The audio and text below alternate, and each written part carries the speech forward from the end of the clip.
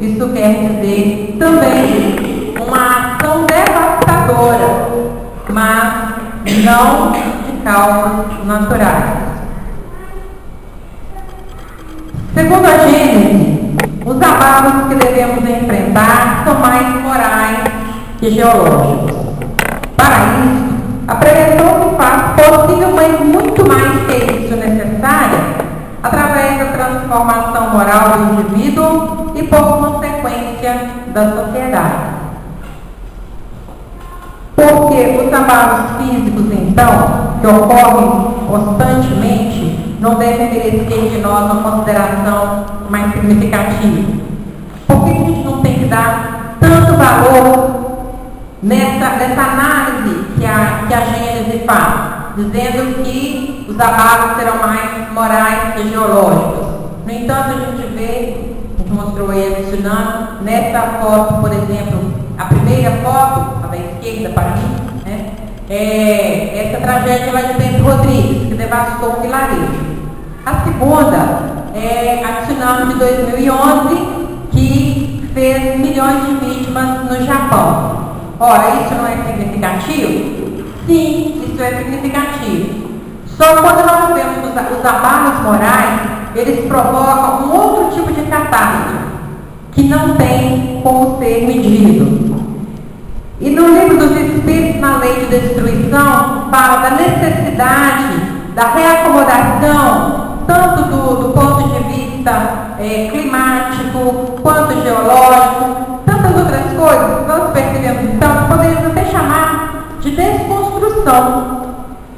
Isso afeta principalmente o que é passageiro e pode, inclusive, oportunizar o surgimento de valores morais que o indivíduo nem sabia possuir. Então, vamos reportar algo bem presente, né, que é essa tragédia lá de Mariana, mais precisamente Bento Rodrigues, que tem a situação de duas pessoas que fizeram uma enorme diferença. Uma foi uma moça, uma trabalhadora de serviços gerais. Eles estavam fazendo um relatório e o chefe recebeu um telefonema e ela percebeu na conversa que alguma coisa estava diferente. Aí ele disse: vou ligar o rádio. Quando ligou, só falava: a barragem rompeu. Ela não pensou duas vezes. Ela tem uma motocicleta de 50 cilindradas. Ela disse, inclusive, que as pessoas riam muito dela, falavam que aquela motozinha mal aguentava a carregá-la, que não valia nada, que não sei o quê. Ela saiu no maior desespero com essa moto, percorreu o vilarejo gritando: a barragem rompeu, saiam de casa, fujam, é muito perigo. E gritou, subiu o morro gritando. No final do morro, a gasolina acabou, ela largou a moto para lá e continuou correndo e gritando. Graças a Deus, havia um caminhão fazendo um transporte qualquer lá, carregou um monte de criança e conseguiu salvar todas as pessoas daquela comunidade. Quase 600 pessoas. Se ela não tiver tido aquela presença de espírito, aquela atitude de sair com a sua moto, que não valia nada, né, e fosse fazer esse trabalho, hoje nós não teríamos ninguém ali para contar a história de Bento Rodrigues. Então veja que nas tragédias, como diz Emmanuel, até do mal Deus faz surgir o bem. Então essa pessoa se descobriu ter uma atitude de solidariedade, que ela podia simplesmente ter feito o quê? Está vendo a barragem? Ó, vou correr, senão eu vou morrer. Ou no máximo chegar e chamar a sua família. Não é isso? Que pode ser também? Isso poderia ser considerado egoísmo dela? Não. É o que ela dava conta na hora. Cada um dá conta de alguma coisa. No entanto, inclusive na hora que ela estava sendo entrevistada, ela estava afônica. De tanto que ela gritou, de tanto que ela foi presença, que ela foi proteção para aquela comunidade. Um outro caso de um rapaz que colocou um monte de gente dentro do seu voo e saiu procurando regiões mais altas para colocar aquelas pessoas em segurança. Ele socorreu um senhor que era surdo e mudo, que não conseguia entender o que estava acontecendo. Ele teve que arrancá-lo de dentro de casa, essa pessoa não queria sair. E levou todo mundo. Quando ele foi passar uma determinada ponte, a lama entrou dentro do carro, ele teve que sair, carregar pessoas querendo desmaiar. Essa moça poderia ter desmaiado também no susto, né? No entanto, né? A outra querendo desmaiar, ele carregou, levou para a região mais alta, pensando que nesse caminho ele viu uma criança pedindo socorro. Mais para frente ele viu que ele não ia ter condição de receber ajuda, porque a situação estava pior. Tinha uma mulher também afogando, só estava a cabeça para fora da lama. Ele mergulhou na lama, correndo risco de morrer, e tirou essa senhora.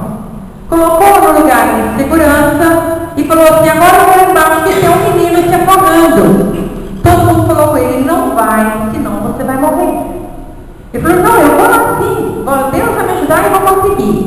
E foi e tirou também essa criança. A coincidência que não existe, né? Aquela criança era filha da mulher que ele havia salvo há instantes, e inclusive falou com ele: não vá, senão você vai morrer. Né? Então essa família tem naturalmente um tributo de gratidão eterna com essa pessoa, que também não pensou assim: eu vou lá salvar alguém. Não, ninguém pensa: eu vou lá naquela lama salvar alguém. Vou fazer o que for necessário. Então nós descobrimos forças onde nós sequer imaginávamos possuir. Então nessa tragédia, com tudo isso que nós estamos vendo, que é a força da natureza, naturalmente com algumas implicações não tão naturais, mas nós vamos ver por este lado. Entretanto, as derrocadas morais causam danos de consequências inimagináveis e mostram o lado sombra do ser humano. Né? Assim como vemos o lado luz, também vemos o lado sombra. E isso aí nós nem precisamos correr muito, né, gente? Nós vamos encontrar o mensalão, acho que eu não coloquei aqui não, graças a Deus eu coloquei não. Mas tem o mensalão, lava-jato, zelote, milícias, tráfico de drogas e pessoas, omissão pessoal e institucional, corrupção, propinas, etc. Quanta coisa mais o homem tem para oferecer ao ser humano, tanto com o seu lado luz, quanto com o seu lado sombra. E as consequências dessas tragédias morais podem ser percebidas em escalas macroscópicas, podemos dizer. São escolas em ruínas, sistema de saúde deficitário, desemprego e violência. Diante das tragédias naturais, o que você pode fazer? Aí, né, vamos nos portar diante de uma tragédia. Graças a Deus, né, tragédias mais visíveis nós não temos acontecendo aqui. Mas digamos que nós estivéssemos lá, será que a gente ia ter coragem de sair com o nosso carro, nossa bicicleta, com nossa moto e sendo o mensageiro para que a salvação se desse? Sabe-se lá. Então nós podemos chorar pelas possíveis vítimas e suas perdas. Acontece que a gente diz: nossa, coitadinho, perdeu tudo, o que será dele? É uma posição. Às vezes a pessoa é o que dá conta da pessoa fazer. Mas nós podemos também revoltar com as autoridades. Afinal, eles teriam que fazer alguma coisa. Eles estão aí para ver o futuro, se antecipar as tragédias e dar conta de alguma coisa. Mas também nós podemos rezar para que as vítimas tenham suas dores minimizadas. Isso já é uma atitude um pouco mais positiva do que a primeira e a segunda. Porque só chorar pelo outro, a gente está, de uma certa forma, enviando energias de empatia, de compaixão, mas alcança pouco, né? São energias energias curtas, elas não vão muito além. Revoltar as autoridades é como espernear, né? Uma vez aconteceu uma situação lá em casa, meu menino começou a chorar. Eu falei, chorar vai resolver? Se for, vou chorar dobrado, né? Então resolve. Nós temos que ter atitudes mais positivas. Orar já é um passo mais adiante. Mas também podemos nos solidarizar, doando o que as vítimas precisam.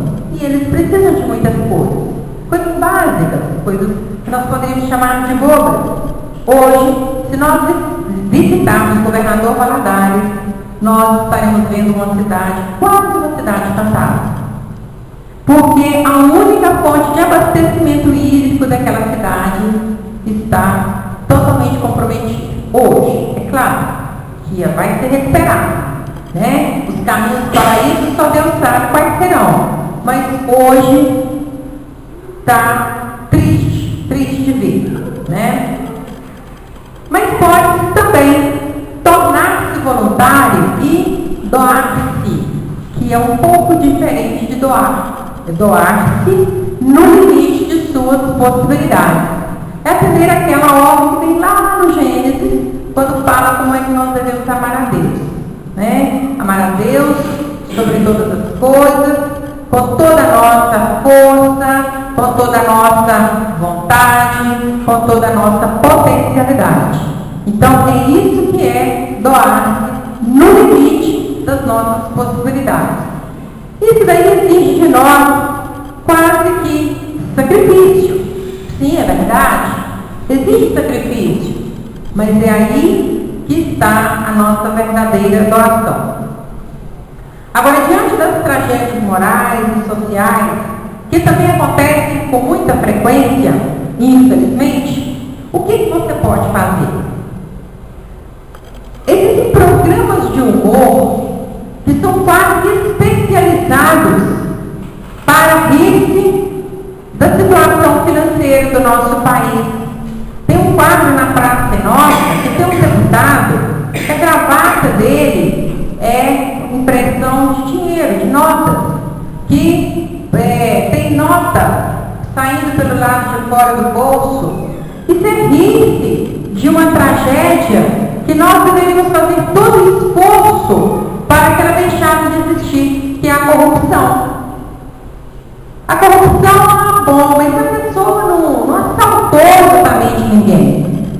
Bom, não assaltou, não empurrou uma arma, mas ela usou todo o seu poder, toda a sua autoridade para auferir lucros, auferir recursos que não lhe pertencem, que pertencem a toda uma nação. Mas nós podemos rir da miséria, né? Então fala assim, seria cômico se não fosse trágico, mas não é cômico, é trágico, então nós não temos que rir. Nós podemos também lamentar que haja pessoas com tão pouca honestidade.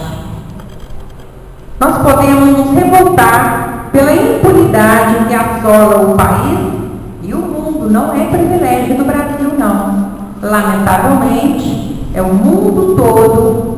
Naturalmente que existem as reservas morais ainda, e é nelas que nós devemos manter a nossa fé, a nossa confiança que dias melhores virão, mas lamentavelmente está assolando toda a humanidade. Nós podemos também aproveitar e nos beneficiarmos. Afinal, se os outros podem, por que não você? Né? A mãozinha está escondidinha ali, ó, recebendo umas notinhas. Né? Quer dizer, se ninguém está vendo, então pode. Aí vamos encontrar uma fala que alguém postou recentemente nas redes sociais. Não é porque estão todos fazendo que é certo. Mesmo que seja errado, se ninguém estiver fazendo, se ninguém estiver vendo, pode, absolutamente. Né? Se é certo, é o que eu devo fazer. Pago o preço. Se é errado, não devo fazer. Também paga-se o preço. Né? Nós podemos ainda recusar qualquer oferta de desvio de conduta. Assim como nós vimos primeiro um companheiro aqui recebendo escondido, no outro tem alguém recusando uma oferta. Nós podemos escolher representantes dignos para os postos de comando através do voto. Estamos aí bem próximos, né? Ano que vem nós temos eleições, hora de escolhermos representantes que vão gerir a coisa pública a nível municipal. Então, que façamos boas escolhas. E ainda, podemos educar, porque estão educar sobre a sua responsabilidade para que a semente do bem dê frutos. Perguntaram a Maria de Montessori quando é que se deve começar a educar uma sociedade. Isso foi uma mulher grávida que perguntou a ele. Então ela disse: você começa a educar a sociedade de daqui a 20 anos no seu ventre agora. Porque ele vai repercutir daqui a 20 anos, mas ele precisa ser educado agora. E se você está grávida de 3 meses, você está 3 meses atrasada. É no momento em que nós reconhecemos que há um ser sob a nossa responsabilidade, ainda no ventre, é que nós já começamos a educar. Mas estranho, né? Como é que nós vamos educar alguém que não escuta, que eu nem sei como chamar, que eu não sei se é menino ou se é menina? O afeto é a primeira ação educativa. E aí esses frutos, eles deverão saciar essa fome de justiça que nós estamos clamando hoje. E são eles, filhos, alunos, evangelizandos, sobrinhos, afilhados, são todas as pessoas, netos também, né? E por último, mas não menos importante, talvez mais importante, uma outra atitude que nós podemos ter é exemplificar, vivendo o Evangelho em toda a sua grandeza e simplicidade. Nessas atitudes que nós vamos tomando, nós vamos compreendendo que a nossa ação, ela se multiplica de uma forma que ela altera, e alterar é recomeçar. Quando essas tragédias não forem mais, era a mesma família. Aí Pedro falou assim: nós passamos aqui ano passado, a casa de vocês era diferente. Aí o dono da casa, que é um pouco mais saudável, falou assim: realmente, nós tínhamos uma vaquinha e aconteceu um acidente, ela morreu. E a gente teve que dar um jeito. Aí nós arranjamos umas mudas, plantamos uma horta e começamos a vender as verduras. Aí ele deu um dinheirinho e a gente foi melhorando, compramos as galinhas, os ovos estão sendo bom para a gente se alimentar, mas a gente vende também. Com isso deu até para a gente dar uma limpeza na casa, a saúde das crianças melhorou e tal. Então Pedro entendeu que o mestre estava certo. Então, às vezes, quando a gente pensa que alguma coisa está prejudicando, na verdade, são os caminhos de Deus que estão nos mandando para outras direções. Então, na nossa responsabilidade pessoal é fazer o melhor, sempre e em todo lugar que nós estivermos. Mas existe também uma responsabilidade criminal e que não nos compete fazer e executar, porque não somos da lei, né? Os gestores de serviço devem ter a consciência exata das consequências de suas atividades e tomar as medidas necessárias para minimizar os prejuízos. Quem se descuida de sua competência há de arcar com as devidas penas. E que essa penalização seja em favor dos flagelados e não apenas para servir de exemplo ou engordar os cofres públicos. Mas a partir daí existe também uma responsabilidade política ou pública. Vamos encontrar Paulo aos Romanos quando ele diz assim: dá conta de tua administração. E isso vai muito além de monitorar uma cidade, um estado ou um país. Pressupõe, portanto, que haja demandas, e essas devem ser tratadas com respeito, honestidade e coragem. Vivemos dias de apreensão diante da crise hídrica, e nós temos que fazer alguma coisa, viu, gente? Temos que pensar alguma coisa, movimentar-nos, porque senão daqui a pouco a nossa cidade está aí sem saber o que fazer, onde buscar água. Essa crise que assusta a região e vários outros estados. E o que se tem feito?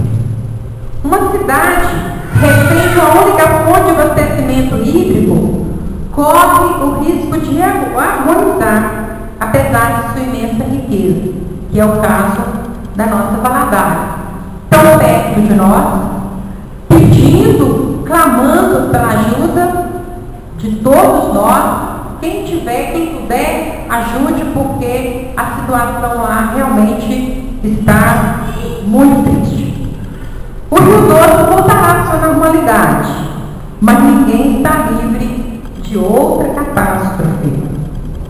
O que será feito para enfrentar? Aí você fala assim, mas qualquer coisa que a gente fizer agora vai levar muito tempo.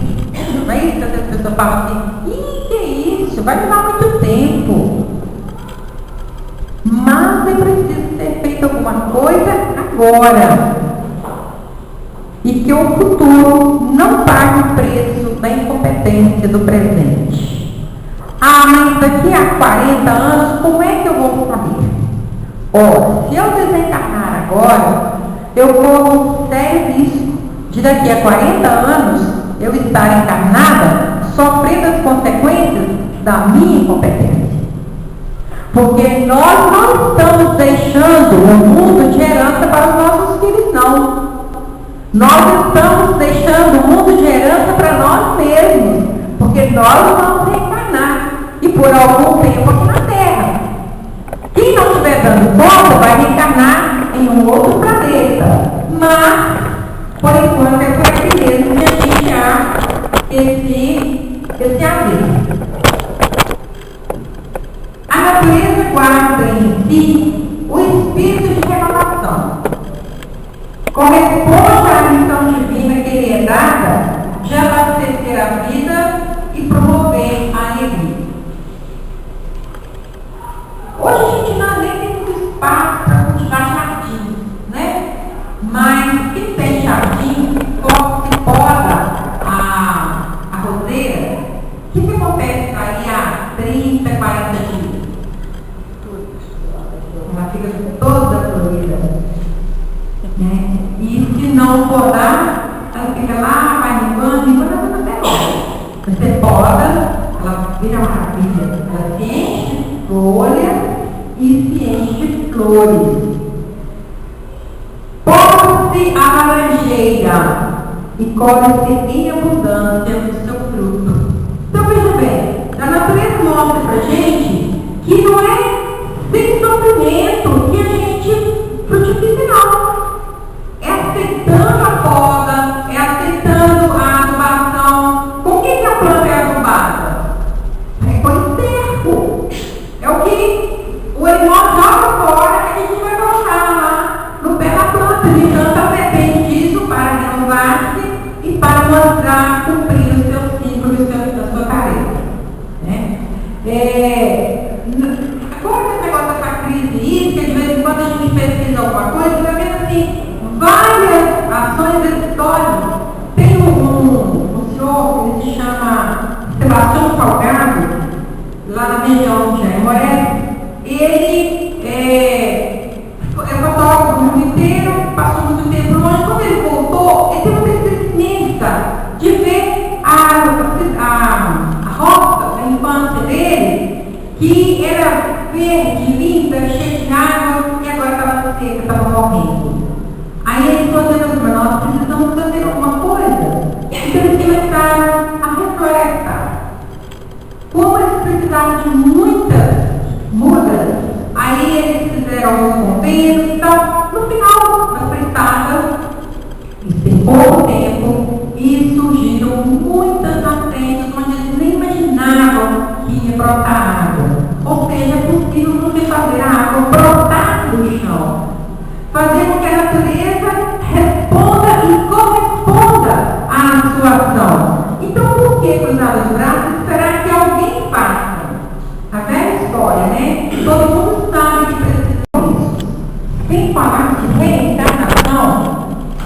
já pela metade. Somos todos visitantes desse tempo, deste lugar. Estamos só de passagem. O nosso objetivo é observar, crescer, amar e depois voltar para casa. Que coisa gostosa pensar aqui. Não é morrer, é voltar para casa. Para casa de quem? Para casa do Pai. Para casa do nosso Pai. Agora, para que serve a reencarnação? Na questão 167 do Livro dos Espíritos, eles nos respondem assim: a reencarnação serve para expiação, aprimoramento progressivo da humanidade. Sem isso, onde é a justiça de Deus? E por que a gente questionaria a justiça de Deus sem a reencarnação? Quando nós vemos alguém sofrendo muito, criancinhas que nascem às vezes com dificuldade de locomoção, ou cegas, ou surdas, ou mudas, há que pensar que Deus insensível, que permite alguém ter vida de um dos seus filhos, tão prejudicado na sua vida de relação. Porque ele tem a capacidade de andar, é mais difícil estudar, é mais difícil trabalhar, é mais difícil conquistar alguém para caminhar ao seu lado. Né? Então, por que Deus permite isso? Mas quando nós vamos, então, a reencarnação e ninguém paga aquilo que não deve, então vamos entender claramente. Você vai ficar, mas eu não me lembro, então vou pagar uma conta que eu não reconheço. É bom a gente repetir isso. Porque vai ter espiritualidade para assim, você quer lembrar? Não é bom lembrar. Nossas culpas passadas estão esquecidas pela misericórdia de Deus. Muitos de nós não daríamos conta de sobrevivermos nas nossas provas se nós nos lembrarmos do nosso passado. E aí na questão 171, ainda do Livro dos Espíritos, tem um esclarecimento que diz assim: todos os espíritos tendem à perfeição e Deus lhes fornece os meios pelas provas da vida corpórea, mas em sua justiça lhes faculta realizar em novas existências o que não puderam fazer ou concluir numa primeira prova. Ou seja, vai começar sempre. É a segunda-feira das nossas existências. Não deu conta de segunda-feira? Segunda-feira a gente vai em casa. Não deu conta desse ano? No ano que vem vai em casa. Mas a reencarnação dá uma oportunidade fantástica, até porque, com o esquecimento do passado, a gente vê assim, como se o livro estivesse em branco. E a gente pode escrever nele aquilo que nós estivermos dispostos. A doutrina da reencarnação, isto é, aquela que admite para o homem várias existências sucessivas, é a única que corresponde à ideia que falamos da justiça de Deus em relação aos homens, colocados em uma posição moral inferior. A única que explica o futuro e fundamenta nossas esperanças, pois que nos oferece meio de resgatar nossos erros através de novas provas. A razão indica essa doutrina e os espíritos nos ensinam. Então, esse recomeçar constante, essa roda da vida, é a oportunidade que Deus nos dá de refazer os nossos passos, de consertar os nossos erros, eliminar as nossas inimizades e conquistar novos amigos. E aí, a depender de nossas atitudes, esses ciclos se fecharão com sucesso, ou, se nós não tivermos sucesso, eles se tornarão viciosos, até que nos disponhamos a seguir a trilha do bem, que nada mais é do que o ensinamento de Jesus. E para que o processo de renovação seja bem gerenciado, Deus nos consegue desenvolver em várias etapas. A gente começa criança. Como criança, nós damos a oportunidade àqueles que chegaram primeiro a nos prestar assistência, a nos ensinar ensinar. Agora nós estamos recebendo aí a geração cristal. São espíritos muito elevados, são espíritos muito adiantados, mas nós ainda assim temos a responsabilidade de educá-los, de discipliná-los, porque sem disciplina o gigante destrói. E um dia ele foi criado. E se ele for bem orientado, ele vai construir. E então, a parte da infância, a juventude, aliás, agora no dia 13, que foi ontem, foi o Dia Nacional da Juventude Espírita. Então, como juventude de 8 a 80, então parabéns para todos nós, né? E muito sucesso nas nossas empreitadas. Sejamos então, nós jovens, né, dignos dessa oportunidade que Deus está nos concedendo. Reencarnação é nascimento. Para que nós venhamos reencarnar novamente, nós temos que voltar para a casa do Pai. Ou seja, nós temos que morrer. A gente morrer, para alguns dá uma certa angústia, mas a coisa mais difícil é a gente perder o ser que a gente ama pela morte. Essa parte é mais difícil. É claro que é natural que a gente sofra, que a gente chore, afinal, partiu-se ali, né, houve um afastamento, mas como conviver e entender essa questão do recomeço? Se observarmos a vida do ponto de vista de uma única existência, tudo nos parece significativo demais. As perdas se agigantam como se elas fossem irreparáveis. E que bom que é quando a gente está nos aproximando assim, da nossa desencarnação, para a gente pensar assim, nossa, na hora que eu vou ser recebido pelas pessoas que me precederam, os avós, os tios, a espiritualidade que nos assiste, mas para que eles nos recebam, eles tiveram que desencarnar antes. Então a gente também tem que desencarnar. Né?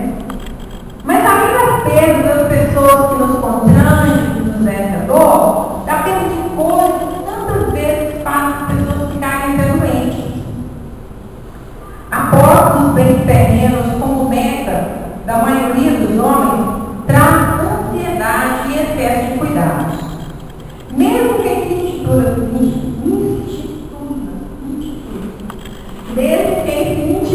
cristão, esquece os ensinamentos de Jesus, porque ele nos diz o seguinte: não dê excessivo valor aos tesouros da terra. Pelo contrário, sede diligentes na conquista dos tesouros celestes, que a traça não corrói e a ferrugem não consome, porque onde estiver o teu tesouro, deixa eu carregar. Eu não estou tentando anotar aqui. Que problema? Onde estiver o teu tesouro, aí estará o teu coração.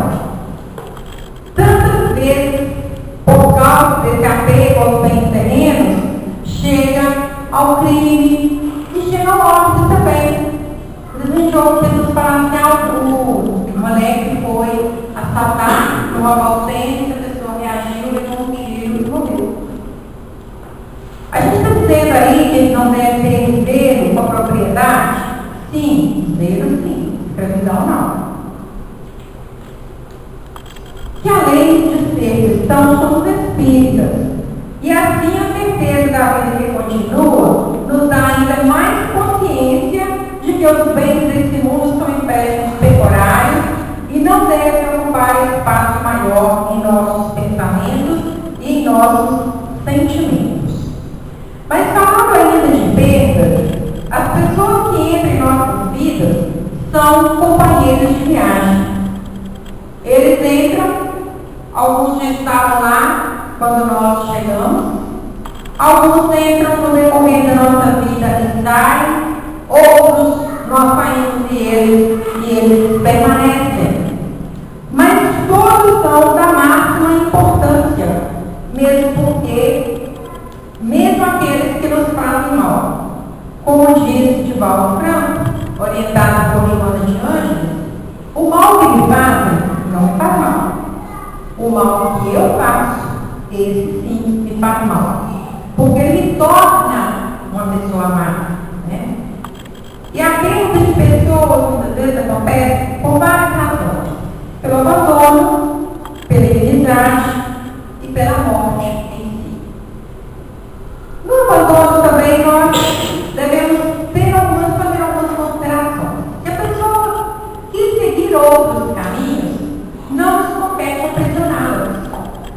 porque cada um deve seguir a trilha que escolheu.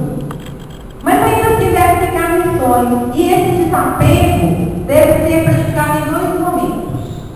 Antes do abandono, nos reeducando, tratando o outro com respeito, com carinho, para que muitas vezes assim nem acontece o abandono. Mas que a gente trata de qualquer maneira, e aquela pessoa já não está tão feliz assim ao nosso lado, uma hora ela se vai. Mas se ela se for, vamos também praticar esse nosso desapego, refletindo sobre as causas desse afastamento, nos permitindo libertar a pessoa para nós empreitarmos, sem necessitar de as causas da separação, nem desejar o mal. Todos são professores com os quais aprendemos a ser melhor se soubermos aproveitar as lições. A inimizade é essa questão da fadiga da convivência, né? Viver não é tão difícil, mas conviver é o maior de todos os desafios. Quanto mais medimos força, mais perdemos.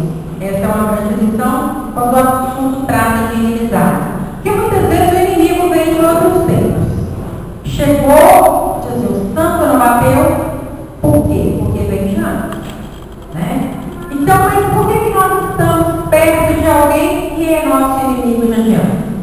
Para que nós nos encontramos com os nossos desafetos? Para conquistarmos. Porque um dia, quando nós teremos anjos, como é que vai ter? Vai ter um grupo de anjos que não combina com o grupo do anjo lá? Não dá, não funciona. Vai ter assim, um só rebanho e um só pastor. Né? E para que isso seja assim, nós precisamos estar de bem com todo mundo.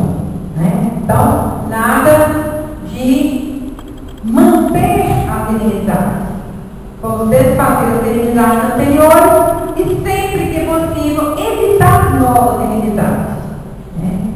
Se conseguimos nos dominar, vamos ter o garantia da vitória. Agora não é a vitória sobre o outro, né? É a vitória sobre nós mesmos, que é das mais difíceis.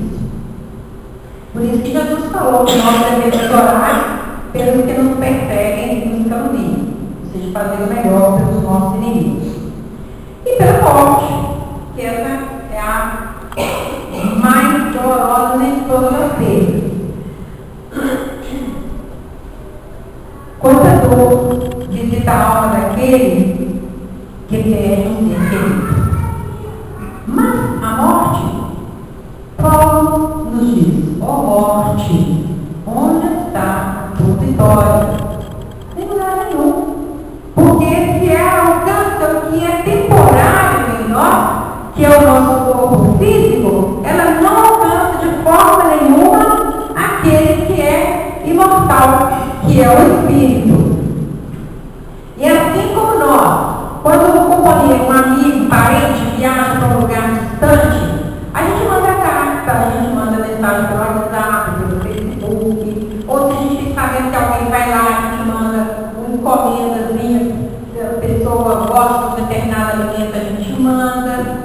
A gente pode fazer a mesma coisa com os nossos irmãos que se foram. A gente pode interessar através dos bons pensamentos, da recordação saudosa, das coisas boas que aconteceram. Se a gente sabe que existe um projeto de vida, a gente vai e realiza em seu benefício. É uma forma de nós realmente homenagearmos e levantarmos esse que está do lado de lá. Porque às vezes também está triste, está com saudade, e se nós falamos, nossa, fica bem aí, daqui a pouco eu estou também, a gente vai se encontrar, ele vai ficar melhor, vai oxigenar os seus pensamentos e ele vai ficar bem. Se dá vontade de visitar o cemitério, de cuidar da catacumba e tal, beleza. Vamos lá, vamos colocar flor, sabendo que o nosso ser querido não está lá, onde está quem partiu? Eu acho que a mais precisa também é alguém de porta aberta aí, tá? Né? Partiu, ó. Partiu ser feliz. Né? E quem foi, tem a oportunidade de refletir sobre eles e acertos, preparando-se para recomeçar. Sempre se abrindo. E aí você pode recordar um verso de uma música do Padre Zezinho, que, se não me engano, chama Semente. Não tenho muita certeza, mas deixa eu falar assim: não haverá mais pão se o trigo não morrer, não há libertação, nem risco de sofrer. O amor que é prazer também tem seus tormentos. Então, para a gente renascer, é preciso que a semente morra, que o grão exploda e traga uma nova oportunidade. A gratidão é o que ao chegar ao final da nossa vida, nós devemos refletir sobre aquilo que a gente viveu, sobre as oportunidades que a gente teve, sobre os tantos recomeços, sobre as tantas vezes que nós fomos carregados nos braços e agradecer a Deus. São Tomás de Aquino, ele escreveu um tratado da gratidão. Muito interessante isso. Mas a gratidão é, na verdade, um gesto de humildade e reconhecimento pelo benefício recebido, abrindo estradas para novas conquistas.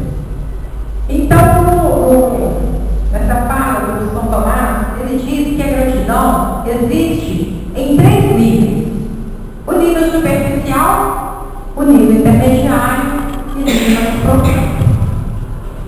O nível mais superficial é o nível do reconhecimento, que circula na área intelectual, cerebral, o cognitivo.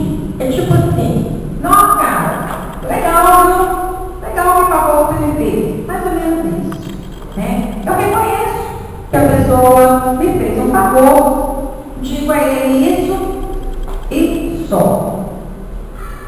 O segundo nível é o nível intermediário, é o do agradecimento. É de oferecer a graça a alguém por algo que alguém fez por nós. É a disposição pela retribuição. É o sou grato a você. Em espanhol se diz graças, em francês se diz merci, né? Merci, obrigada. Não entra aqui no obrigado, né? A gente, como a gente tem o hábito do obrigado, a gente já está caindo nele lá, né? E o terceiro nível, que é o mais profundo do agradecimento, é o do vínculo. É o do sentirmos vinculados e comprometidos com o benfeitor. É o obrigado.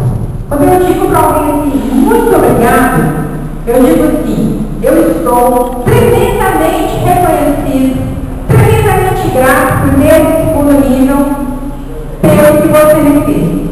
E esse favor tem tanta consideração em mim que qualquer hora que você precisar, eu sou obrigado por você a retribuir. Então, essa é gratidão. É nesse nível de gratidão que nós devemos nos portar diante de Deus. Nós não temos nada para fazer a Deus. Nós não temos nada que Deus precise que nós façamos por Ele. Mas nós podemos ter a providência divina na terra.